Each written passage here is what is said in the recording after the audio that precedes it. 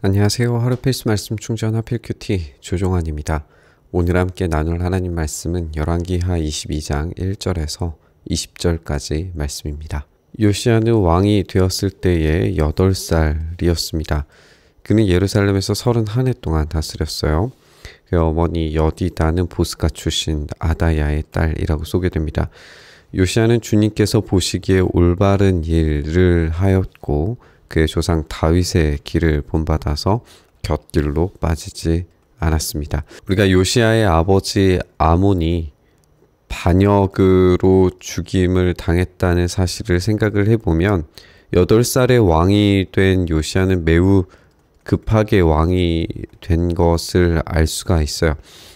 근데 우리가 이 어린 시절의 왕위에 등극한 예시가 없는 건 아니었죠. 우리가 요아스의 경우에 여호야다 제사장에 의해서 왕이 된 시간이 7년, 7살이 되던 해였어요. 마찬가지로 요시야도 어린 시절에 이렇게 왕이 되게 되는데 요아스와 오늘 요시야의 개혁의 장면을 비교하면서 함께 알아보게 될 겁니다.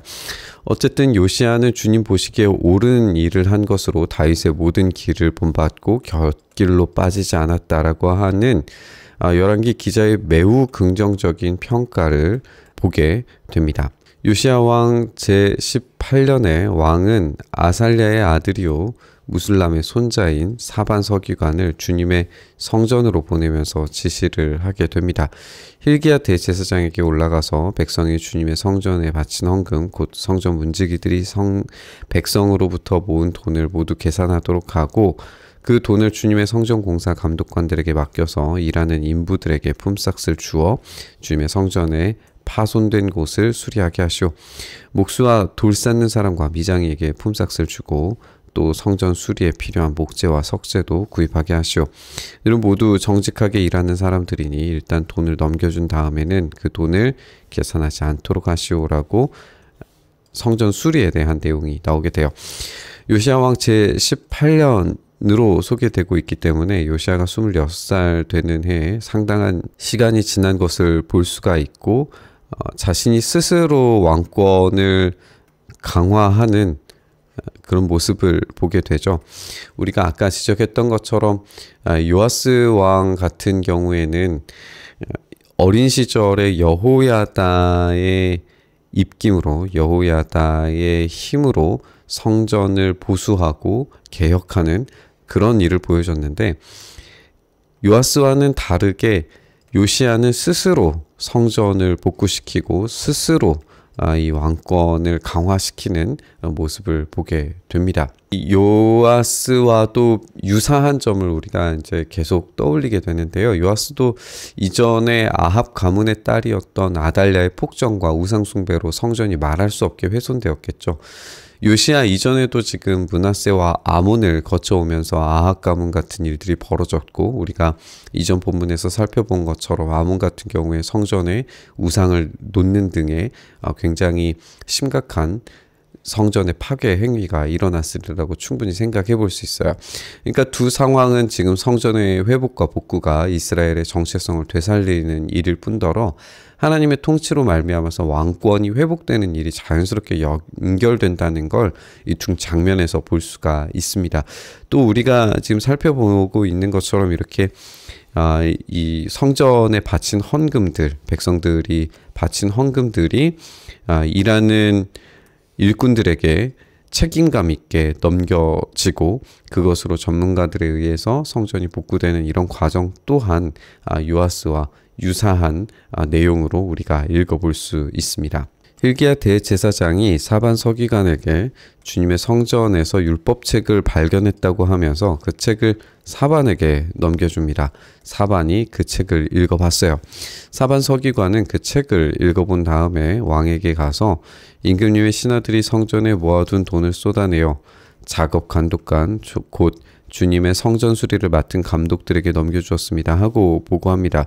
사반 서기관은 왕에게 hil기야 대제사장이 자기에게 책 한 권을 건네주었다고 보고한 다음에 그 책을 왕 앞에서 큰 소리로 읽기 시작합니다. 요아스 왕의 이야기와 차이점이 있다면 바로 이 책을 찾게 되는 이야기입니다. 아마도 모세의 율법이라고 소개되는 것으로 보아서 신명기에 등장하는 내용이었으리라고 추측을 해요. 왜냐하면 신명기에 순종하면 복을 받고 불순종했을 때에 저주를 받는 내용이 담겨져 있고, 지금 요시야가 이 글을 읽고 난 다음에 반응이 우리가 망할 수밖에 없는 이유를 찾았다라고 하기 때문에 이 율법에 대한 이야기를 자세하게 담고 있는 신명기를 찾았으리라고 예상을 해볼 수 있어요. 사실 이 책 발견에 대한 이야기는 현대 학자들에게 굉장히 큰 논란을 만들어내는 이야기입니다. 일명 신명기 문서라고 불리는 것으로 이 모세 오경이 나중에 후대에 편집되었다. 오늘 이 발견된 이 책으로 말미암아서 후대에 편집되었다라고 하는 주장을 뒷받침하는 이야기로 본문을 인용하곤 하거든요. 성경이 후대에 임의적으로 편집되었다라고 하는 이야기는 사실 받아들이기 어렵지만, 이 문서가 분명히 당시에 이스라엘이 가지고 있었던 성경이나 어떤 문서들이 얼마나 심각하게 왜곡되고 오염되었는지를 확인시켜주는 문서였으리라고 생각해 볼 수 있어요. 앞서 지적했던 것처럼 아합 가문과 관련되어져 있던 요아스 이전의 왕들, 그리고 므낫세 아몬 통치의 어떤 긴 시간과 일시적으로 므낫세가 포로 생활을 했던 시간들을 생각을 해보면 하나님의 말씀이 얼마나 심각하게 오염되고 왜곡되어져서 전달되고 있었을지를 충분히 생각을 해볼 수 있었겠죠.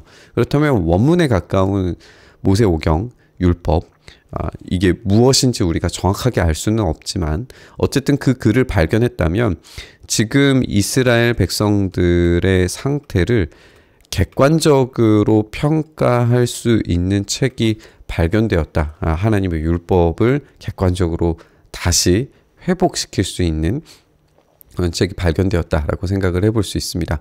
그러면 이때에 있었던 모든 오염된 율법들, 부분적인 율법들이 이 책의 발견으로 말미암아 온전히 발견되고, 이 온전한 발견으로 인하여서 개혁에 큰 추진력을 얻었다, 이렇게 생각을 해볼 수 있을 것 같습니다. 왕이 그 율법책의 말씀을 듣고는 애통해하면서 자기 옷을 찢었어요. 왕은 힐기야 대제사장과 사반의 아들 아히감과 미가야의 아들 악볼과 사반 성기관과 왕의 시종 아사야에게 명령합니다. 그들은 주님께로 나아가서 나를 대신하여, 그리고 이 백성과 온 유다를 대신하여 이번에 발견된 이 두루마리의 말씀에 관하여 주님의 뜻을 여쭤보도록 하시오. 우리 조상이 이 책의 말씀에 복종하지 아니하고 우리들이 지키도록 규정된 이 기록대로 하지 않았기 때문에 우리에게 내리신 주님의 진노가 크오라고 이야기하고 있습니다. 우리가 역대기에 살펴보면 요시야가 굉장한 개혁 정치를 펼치고 하나님의 율법에 따라서 유월절을 지키는 일들을 보게 될 텐데, 이런 법들이 신명기에 등장하고 이 신명기에 나오는 이 규정대로 행하지 않았을 때 벌이 내리리라고 하는 이야기, 그리고 포로가 되어서 끌려가는 이야기, 아버지가 경험했을 그 이야기들도 신명기에 다 등장하기 때문에 우리가 충분히 이제 예상해서 신명기를 발견했으리라고 생각을 하는 겁니다. 어쨌든 이렇게 말씀을 발견하면서 말씀에 따라서 개혁 작업을 하는 이사야의 이야기를 우리가 살펴볼 수가 있어요. 이렇게 개혁의 작업이 진행되면 진행될수록 하나님께서 이 요시야를 통하여서 다시금 심판을 유예시키시는 그 은혜를 제공해 주시는 걸 우리가 읽게 될 겁니다. 우리가 이전에 히스기야 이야기 시점부터 이미 심판에 대한 하나님의 계획이 있었다라고 하는 사실을 살펴봤었고, 차례로 왕들의 어떤 회개와 뉘우침으로 심판이 유예되어 오고 있다는 점을 함께 나눴었죠. 이제 요시야를 통해서 다시 이스라엘의 심판은 유예될 거예요. 하나님의 말씀에 전적으로 순종하려고 몸부림치는 왕을 하나님께서는 기꺼이 긍휼히 여겨 주실 겁니다. 하지만 그것은 요시야 때에만 한정이 될 거예요. 결국에는 이 말씀을 계속 지속적으로 순종하는 것이 얼마나 중요한가를 생각하게 만드는 것 같습니다. 그리하여 hil기야 제사장과 아히감과 악볼과 사반과 아사야가 살룸의 아내 훌다 예언자에게 가게 됩니다. 지금 여성 예언자에게 가는 것도 굉장히 독특하게 살펴볼 수 있는 이야기죠. 성경의 여성의 리더들을 만나는 것을 아예 찾아볼 수 없는 건 아니에요. 오늘 본문처럼 훌다 예언자는 여성이었지만 당시 사람들에 의해서 예언자로 여겨질 만큼 긍정적인 표현을 얻는 그런 인물들이 분명히 존재했어요. 미리암도 그렇고 드보라도 그렇고 이런 예언자 또는 이제 리더 사사 이런 인물들이 분명히 등장하죠. 오늘 본문에 이제 훌다가 여성 사역자의 계보를 잇는 인물입니다. 아마도 이제 이렇게 긍정적으로 평가되는 존재라고 하는 거는 그만큼 이전에도 인정받을 만한 업적들, 하나님의 말씀을 대언하는 일들이 있었다라고 생각해 볼 수 있습니다. 살루몬은 하라스의 손자요, 디과의 아들로서 궁중 예복을 관리하는 사람이었어요. 훌다는 예루살렘의 제2구역에 살고 있었는데 그들이 그에게 가서 왕의 말을 전합니다. 그러자 훌다가 이야기합니다. 주 이스라엘의 하나님께서 이렇게 말씀하시니 그대들을 나에게 보낸 그에게 가서 전하시오. 나 주가 말한다. 유다 왕이 읽은 책에 있는 모든 말대로 내가 이곳과 여기에 사는 주민에게 재앙을 내리겠다. 재앙은 이미 결정되어져 있습니다. 결정된 재앙이 지금 유예되고 있을 뿐이에요. 그러면 이 유예는 하나님의 말씀에 순종했을 때에 일어나는 것입니다. 하나님의 말씀에 따라서 유예되고 있지만 지금 재앙이 취소되는 건 아니에요. 그래서 오늘 요시야가 하나님의 말씀에 따라서 회개하며 하나님 앞에 엎드릴 때에 이 엎드림으로 계속해서 재앙이 유예되고는 있지만 취소되지는 않았습니다. 그래서 이곳과 여기에 사는 주민에게 재앙을 내리겠다라고 하는 이 결정은 분명히 실행될 거예요. 그들이 나를 버리고 다른 신들에게 분향하고 그들이 한 모든 일이 나의 분노를 격발하였기 때문이다. 그러므로 나의 분노를 이곳에 쏟을 것이니 아무도 끄지 못할 것이다. 하나님의 이 결정된 재앙은 분명히 일어나게 될 겁니다. 백성들은 왕들의 잘잘못과 상관없이 이미 우상숭배에 깊이 빠져들어 있습니다. 그래 일상화되어 버린 하나님에 대한 반역에 대해서 하나님이 심판을 내리실 거예요. 하지만 하나님 앞에 옷을 찢고 회개하는 왕에게는 다른 약속을 주십니다. 주님의 뜻을 주님께 여쭤보라고 그대들을 나에게로 보낸 유다 왕에게 또 이 말도 전하시오. 나 주 이스라엘의 하나님이 말한다. 내가 들은 말을 설명하겠다. 이곳이 황폐해지고 이곳의 주민이 저주를 받을 것이라는 나의 말을 들었을 때에 너는 깊이 뉘우치고 나 주 앞에 겸손하게 무릎을 꿇고 옷을 찢고 내 앞에서 통곡하였다. 그러므로 내가 너의 기도를 들어준다. 나 주가 말한다. 그러므로 내가 이곳에 내리기로 한 모든 재앙을 내가 죽을 때까지는 내리지 않겠다. 심판이 지금 유예되고 있죠. 내가 너를 내 조상에게로 보낼 때에는 내가 평안히 무덤에 안장되게 하겠다. 그들이 돌아와서 이 말을 왕에게 전하게 됩니다. 이 유예된 심판의 이야기는 왕의 회개로 말미암아 그 유익이 백성들에게까지 이어지는 것을 우리가 보게 돼요.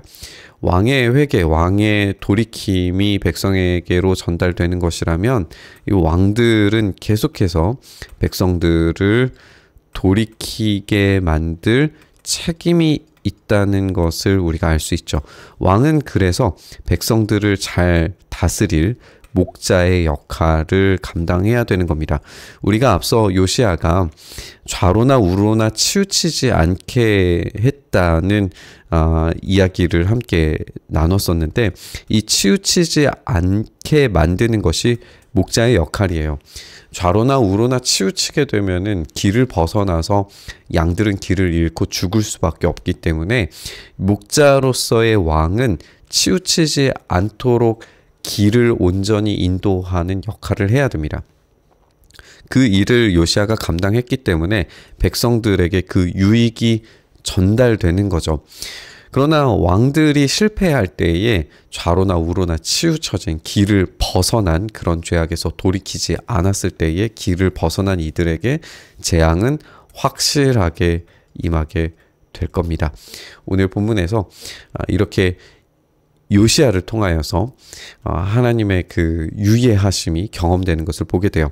근데 우리가 이 마지막에 내가 평안히 무덤에 안장되게 하겠다라고 하는 말이, 요시아의 죽음은 사실 전쟁에서 전사했기 때문에 평안히 무덤에 안장되게 되겠다라고 하는 것을 모순적인 이야기로 받아들이기가 쉬운데, 사실 그가 끔찍한 전사를 경험했다고 하더라도 그가 무덤에 들어가는 일은 아무런 방해 없이 이루어져요. 그것은 평안하게 무덤에 안장되게 되는 거죠. 전쟁의 상황에서 아예 시체조차 찾을 수 없을 정도로 파괴될 것이 심판의 상황일 텐데, 그런 일은 벌어지지 않기 때문에 이것을 모순적인 이야기로 볼 수는 없습니다. 사실 이거는 오히려 또 하나의 예시가 되겠죠. 심판은 끝난 게 아니에요. 이미 확정된 것이 잠시 유예되었을 뿐입니다.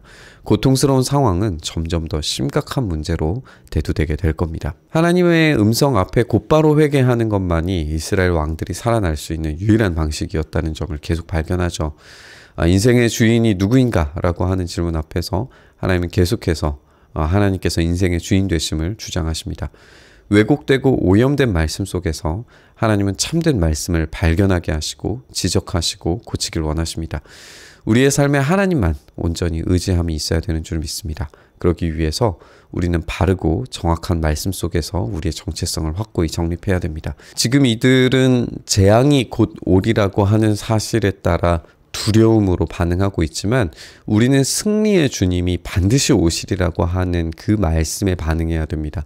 주님께서 반드시 오실 것이기 때문에 반드시 오실 주님께서 우리에게 명령하신 그 삶, 우리에게 제공하신 그 삶에 책임감 있게 대하는 태도가 필요합니다. 하나님의 말씀이 반드시 이루어질 줄로 믿고 주님의 그 말씀이 우리의 삶 속에 이루어지기를 소망하면서 우리 묵상의 자리로 나아가시죠. 주님, 그렇게 우리에게 일하시는 그 능력을 우리가 오늘도 고백합니다. 주님 말씀하신 대로 이루실 줄 믿습니다. 우리에게 속히 오셔서 주님의 그 온전하신 다스리심이 어서 빨리, 그리고 이 땅 가운데 우리의 삶 속에, 오늘 하루의 삶 속에 경험될 수 있게 하여 주시옵소서. 그렇게 주님께 엎드리며 주님의 말씀에 곧바로 반응하고 순종하는 우리의 삶에 그 일하심 보여주시기를 간절히 바라고 소망하며 우리 주님 예수님 이름으로 기도드리옵나이다. 아멘.